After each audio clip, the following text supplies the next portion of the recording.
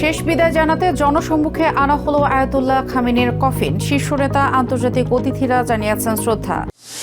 Iran যুদ্ধের সময় দায়িত্ব গ্রহণ করার পর প্রথমবারের মতো প্রকাশ্যে এলেন আইআরজিসির নতুন কমান্ডার আহমেদ ওয়াহিদি।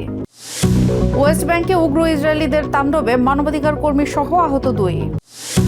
সিরিয়ার দামাস্কাসে একটি ক্যাফেতে বোমা বিস্ফোরণ, নিহত অন্তত 9। প্রেসিডেন্ট এরদোয়ানকে অপমানের অভিযোগে তুর্কিতে কৌতুক শিল্পী কারাগারে। মধ্যপ্রাচ্যের রাজনৈতিক, অর্থনৈতিক সহ সবশেষ খবরাখবর আপনাদের সামনে এক নজরে তুলে ধরছি আমি রেশমা আহমেদ।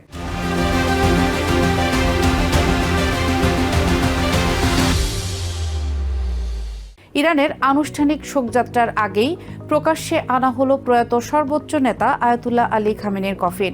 শুক্রবার তেহরানের গ্র্যান্ড মুসাল্লায় প্রেসিডেন্ট পেজেশকিয়ান সহ দেশটির শীর্ষ নেতা ও সামরিক কর্মকর্তা এবং আন্তর্জাতিক প্রতিনিধিরা খামেনির মরদেহ শ্রদ্ধা জানান। এর আগে রাতে খামেনির বাসভবনের সামনে সামরিক কর্মকর্তাদের উপস্থিতিতে প্রথম তার কফিন উন্মোচন করা হয়। পরে তেহরানের ইমাম খোমেনি গ্র্যান্ড মুসাল্লায় প্রয়াত আলী খামেনি ও তার পরিবারের সদস্যদের কফিন রাখা হয়। শনিবার থেকে তা সর্বসাধারণের জন্য উন্মুক্ত করা হবে এবং কফিন নিয়ে তেহরানে শোক মিছিলে অংশ নেবেন দেশটির সাধারণ মানুষ। গত ফেব্রুয়ারিতে ইউএস ইসরায়েলের বিমান হামলায় খামেনি নিহত হন।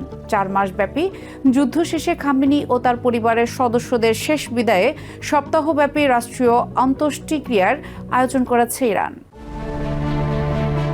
দীর্ঘ প্রতীক্ষার পর শুরু হতে যাচ্ছে ইরানের প্রয়াত সর্বোচ্চ নেতা আয়াতুল্লাহ আলী খামেনির শেষ বিদায়ের আনুষ্ঠানিক প্রস্তুতি। শনিবার তেহরানের গ্র্যান্ড মুসাল্লায় সর্বসাধারণের শ্রদ্ধা নিবেদনের জন্য উন্মুক্ত করা হবে প্রয়াত নেতার কফিন। এর আগে শুক্রবার ভোরে শীর্ষ নেতা ও সামরিক কর্মকর্তাদের উপস্থিতিতে খামেনির বাসভবনের সামনে সংক্ষিপ্ত শোকানুষ্ঠানের মধ্য দিয়ে সামনে আনা হয় প্রয়াত নেতার মরদেহবাহী কফিন। একই সাথে এদিন আয়াতুল্লাহ আলী খামেনির পাশাপাশি ইউএস ইসরায়েলি হামলায় নিহত তার মেয়ে, জামাতা, পুত্রবধূ এবং নাতনি জোহরা মোহাম্মদী গোলপায়েগানির কফিনও সামনে আনা হয়। নেওয়া হয় তেহরানের ইমাম খামেনি গ্র্যান্ড মুসল্লায়। সেখানে প্রয়াত নেতার প্রতি শেষ শ্রদ্ধা জানান ইরানের প্রেসিডেন্ট মাসুদ পেজেশকিয়ান, প্রধান বিচারপতি গোলাম হোসেন মোহসেনি এজেই, পার্লামেন্ট স্পিকার বাঘের গালিভাভ, পররাষ্ট্রমন্ত্রী আব্বাস আরাকচি এবং বর্তমান সর্বোচ্চ নেতার সামরিক উপদেষ্টা মহসেন রেজাই।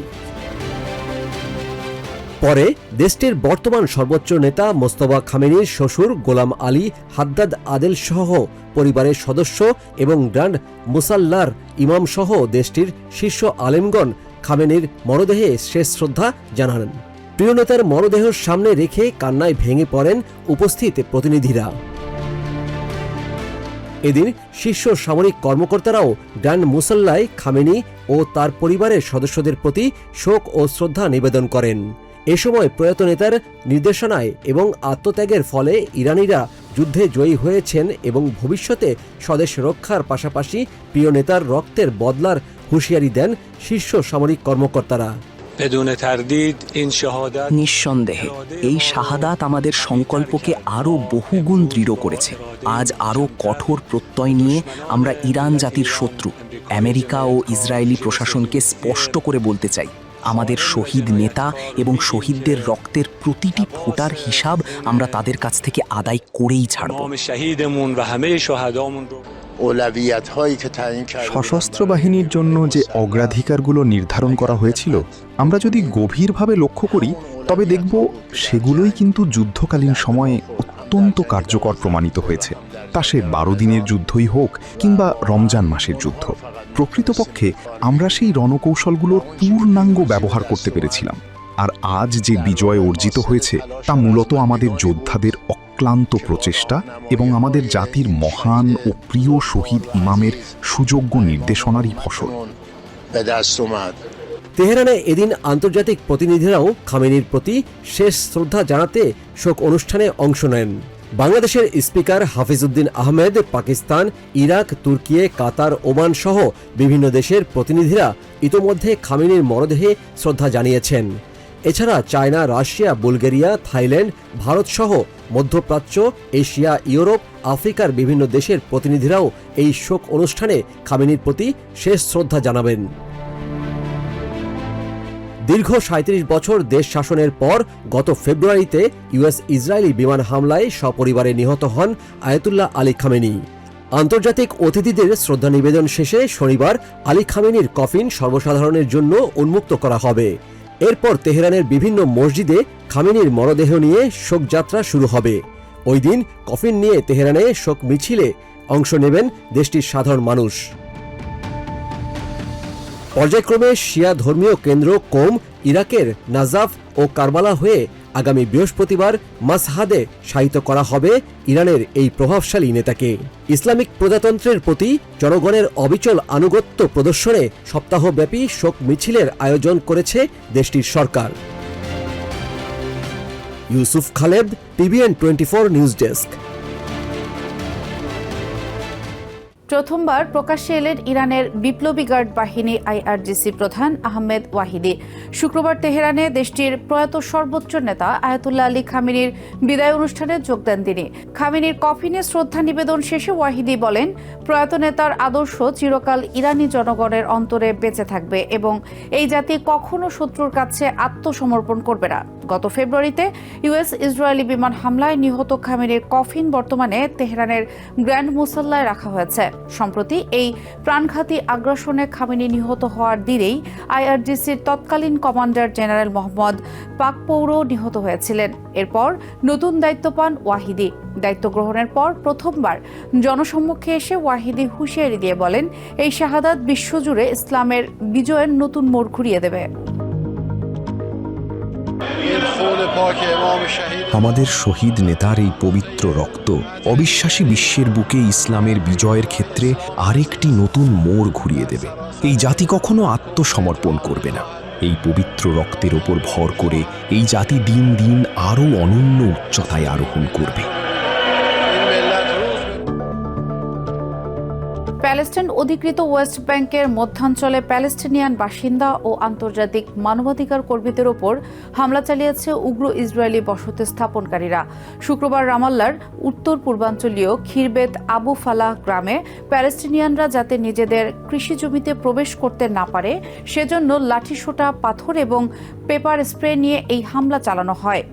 এতে এক বৃদ্ধ প্যালেস্টিনিয়ান ও এক আন্তর্জাতিক কর্মী গুরুতর আহত হন। ওয়েস্ট ব্যাংকে প্যালেস্টিনিয়ানদের উচ্ছেদ ও নিপীড়নের এসব ঘটনার পেছনে সরাসরি ইসরায়েলি সরকারের সম্পৃক্ততা রয়েছে বলে সম্প্রতি এক প্রতিবেদনে জানিয়েছে জাতিসংঘ। দখলকৃত ওয়েস্ট ব্যাংকের মধ্যাঞ্চলীয় গ্রাম খিরবেত আবু ফালাহ শুক্রবার সেখানে নিজেদের পৈতৃক জমির মালিকানা রক্ষা এবং সাম্প্রতিক উচ্ছেদের বিরুদ্ধে শান্তিপূর্ণ প্রতিবাদ জানাতে জড়ো হয়েছিলেন স্থানীয় প্যালেস্টিনিয়ান ও আন্তর্জাতিক মানবাধিকার কর্মীরা। কিন্তু প্যালেস্টিনিয়ানরা যাতে নিজেদের ফসলি জমিতে প্রবেশ করতে না পারে সেজন্য অবৈধ বসতি স্থাপনকারীরা স্থানীয় বাসিন্দা ও আন্তর্জাতিক মানবাধিকার কর্মীদের উপর হামলা চালায়।